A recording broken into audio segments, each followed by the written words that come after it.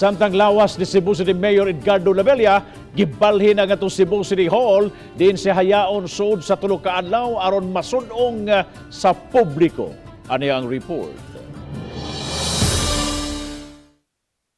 Pasado alas 11 ganinang buntag ipagawa sa punerarya sa Lahug ang patay lawas ni Mayor Edgardo Labella. Daghang mga tao ang nagsulob og puti nga nagatang daplin sa karsada nga naagian sa funeral convoy. Hangtod nakaabot kini sa Cebu City Hall diin nagatang usab ang mga empleyado. Gihatagan kini og water salute sa mga bombero pagsulod sa entrada sa Plaza Sugbo. Nagatang usab ang mga opisyal sa Cebu City Police Office nga mihatag sa ilahang katapusang pagyukbo. Gidayungan nila ang lungon sa mayor padung sa hawanan sa Legislative Building. Misugat usab si Mayor Mike Rama ug ang ubang mga opisyal sa syudad.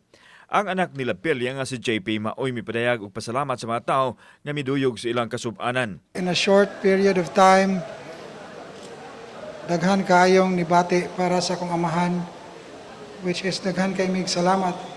Labi pa sa akong manghod na si Eugene ug sa akong mama. Gipahibaw usab sa pamilyang Labella nga bukas ang pagsud-ong sahaya sa mayor nga gisugdan ang public viewing ala 1:30 kaganinang hapon. Karong Biyernes ipahigayon ang necrological service ug dayon dad-on siya sa Cebu Cathedral alang sa Misa Requiem. Human ini motorkada ang iyang lawas nga magsubay sa Osmeña Boulevard diin sa PRO7 adunay himuong gamay pagyukbo ang PNP.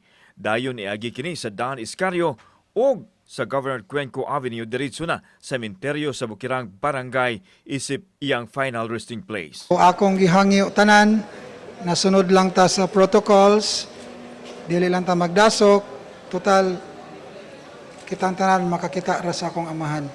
Kauban si Clifford Lumayag, ako si Alan Domingo. Balitang Bisdak.